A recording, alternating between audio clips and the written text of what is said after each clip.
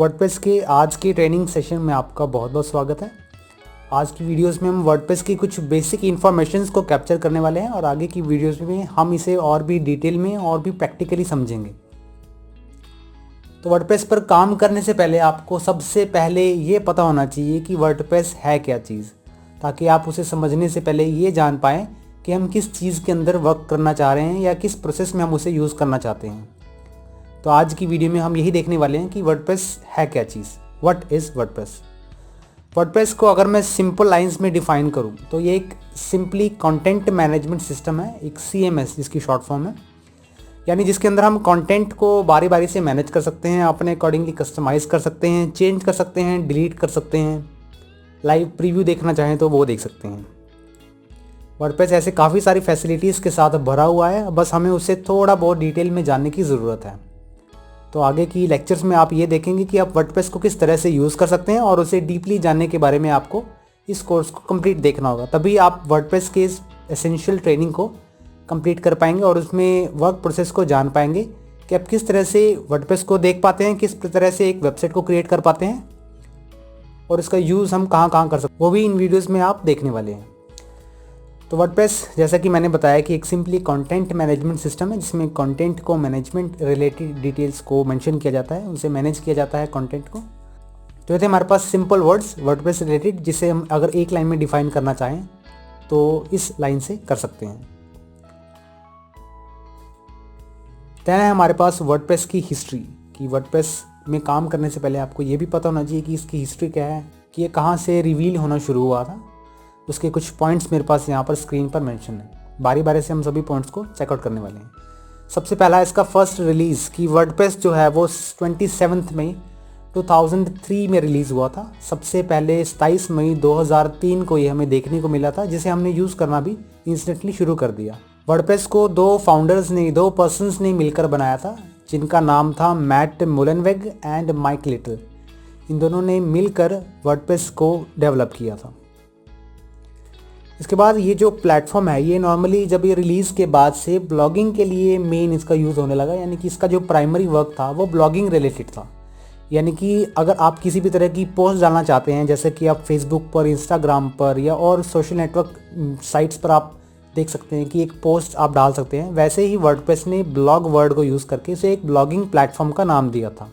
But समय बीतने के साथ साथ वर्डप्रेस में कई सारी ऐसी अपडेशंस आई। उन अपडेशंस के बिहाफ पर इसका जो मेन यूज़ है वो वेबसाइट डेवलपमेंट में भी किया जाने लगा, यानी कि आप इससे ब्यूटीफुल वेबसाइट्स को भी क्रिएट कर सकते हैं। इसीलिए काफ़ी सारे यूज़र्स वर्डप्रेस प्लेटफॉर्म का यूज़ करते हैं वेबसाइट डेवलपमेंट के लिए। अदरवाइज़ आप अगर ब्लॉगिंग का यूज़ करना चाहते हैं वर्डप्रेस का, तो वो भी कर सकते हैं। इसके बाद है हम वर्डप्रेस को कैसे डिफ़ाइन कर सकते हैं। वर्डप्रेस को हम दो तरीक़ों से डिफ़ाइन कर सकते हैं। सबसे पहला आंसर मेरे पास यहाँ अवेलेबल है वर्डप्रेस के डेफिनेशन में, वो है एक इंटरफेस के तौर पर, यानी कि वर्डप्रेस एक इंटरफेस के तौर पर यूज़ किया जाने वाला एक प्लेटफॉर्म है, जिसमें हम कंटेंट को क्रिएट करते हैं, उसे पब्लिश करते हैं, ताकि हम अपने कंटेंट को ऑनलाइन ला सकें और उस ऑनलाइन कंटेंट को एक विजिटर इंटरनेट के थ्रू चेकआउट कर सके, देख सके आपके कंटेंट को।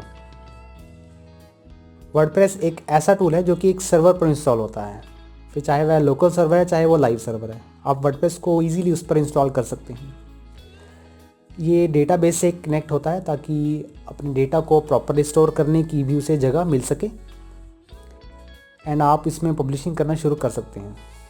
लेकिन उससे पहले आपका ये स्टेप रहता है कि आप उसे एक बार कॉन्फ़िगरेशन ज़रूर कर लें, उसकी प्रॉपरली सेटअप ज़रूर कर लें, ताकि आप उसे फ्यूचर में भी प्रॉपरली यूज़ कर पाएँ एंड देन आप अपनी वेबसाइट्स को बनाने का प्रोसेस शुरू कर।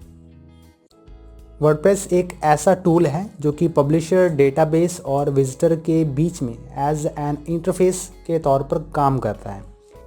यानी कि किसी भी पब्लिशर को अपना डेटा जो कि डेटाबेस में स्टोर है, इसे विजिटर तक पहुंचाना है तो वो वर्डप्रेस की हेल्प लेता है। पब्लिशर अपने डेटा वर्डप्रेस तक पहुंचाता है और वर्डप्रेस डेटाबेस से डेटा पिकअप करता है एंड देन जिसे विजिटर अपने किसी भी वेब ब्राउज़र के थ्रू उस कंटेंट को देख पाता है। इंटरफेस के इस प्रोसेस में अगर मैं वर्डप्रेस को इसमें से रिमूव कर देता हूँ तो मेरे पास कुछ इस तरह का प्रोसेस रहता है कि एक पब्लिशर अपने कंटेंट को डायरेक्टली विजिटर तक पहुँचा सकता है। इसमें एक बेनिफिट हमारे पास ये है कि अगर आप वर्डप्रेस प्लेटफॉर्म से किसी और प्लेटफॉर्म तक मूव करते हैं तो आपका जो कंटेंट है वो सेम रहता है। यानी कि वर्डप्रेस की ये एक खासियत है, एक फैसिलिटी है कि अगर आप उससे एज एन इंटरफेस यूज़ नहीं करना चाहते या किसी और प्लेटफॉर्म को यूज़ करना चाहते हैं तो आपका कंटेंट डेटाबेस में प्रॉपरली स्टोर रखता है। इसीलिए हम ये कह सकते हैं कि वर्डप्रेस एज इंटरफेस काम करता है एक विजिटर के लिए।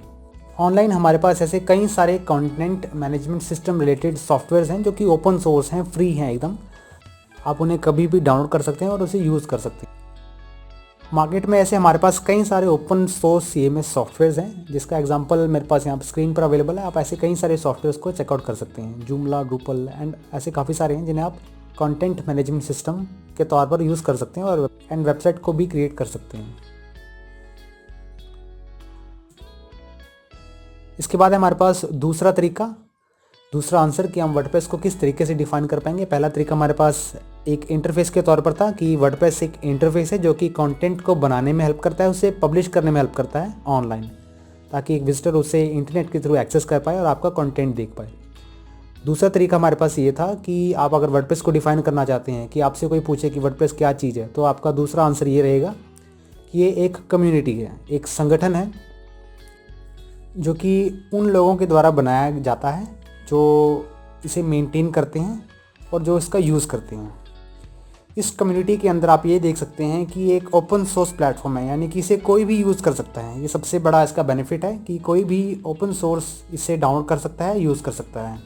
इस कम्युनिटी रिलेटेड भी मेरे पास कुछ एग्जांपल्स हैं, कुछ पॉइंट्स हैं, आप यहाँ देख सकते हैं। इस कम्युनिटी के अंदर ये एक ऐसा प्लेटफॉर्म है जिसे आप फ्री डाउनलोड कर सकते हैं, फ्री यूज़ कर सकते हैं, फ्री में पब्लिश कर सकते हैं अपने कंटेंट को। और अगर आप इसमें कोई योगदान देना चाहते हैं, कुछ कंट्रीब्यूशन देना चाहते हैं, जैसे कि अगर आप कोई फीडबैक देना चाहते हैं वर्डप्रेस रिलेटेड, तो आप वर्डप्रेस पर उसकी वेबसाइट पर जाकर उसे यहाँ पर फीडबैक दे सकते हैं, वो भी बिल्कुल फ्रीली। आपको किसी भी तरह का पे नहीं करना पड़ेगा इसके अंदर। एंड अगर आप इसे आगे बांटना चाहते हैं, बताना चाहते हैं, किसी को रेफ़र करना चाहते हैं कि आप वर्डप्रेस का यूज़ करें, तो आप उसे भी फ्री में रिडिस्ट्रीब्यूट कर सकते हैं। किसी भी तरह की प्रीमियम लाइसेंस की आपको ज़रूरत नहीं है, एकदम फ्री प्लेटफॉर्म है एंड ओपन सोर्स प्लेटफॉर्म है, जिसे आप wordpress.org वेबसाइट से डाउनलोड कर सकते हैं। तो ये थे मेरे पास 2 आंसर्स जो कि आप स्क्रीन पर देख चुके हैं कि आप वर्डप्रेस को किस तरह से डिफ़ाइन कर पाते हैं। और आप भी इस कम्युनिटी का हिस्सा बन सकते हैं सिंपली वर्डप्रेस को इंस्टॉल करने से। और अपने जितने भी सजेशंस, फीडबैक्स एंड अगर वर्डप्रेस को डाउनलोड करना चाहते हैं तो आप इस कम्युनिटी के थ्रू डाउनलोड कर सकते हैं। आज ही आप अपनी वेबसाइट को बनाना शुरू करें और अपनी पोस्ट को पब्लिश करें।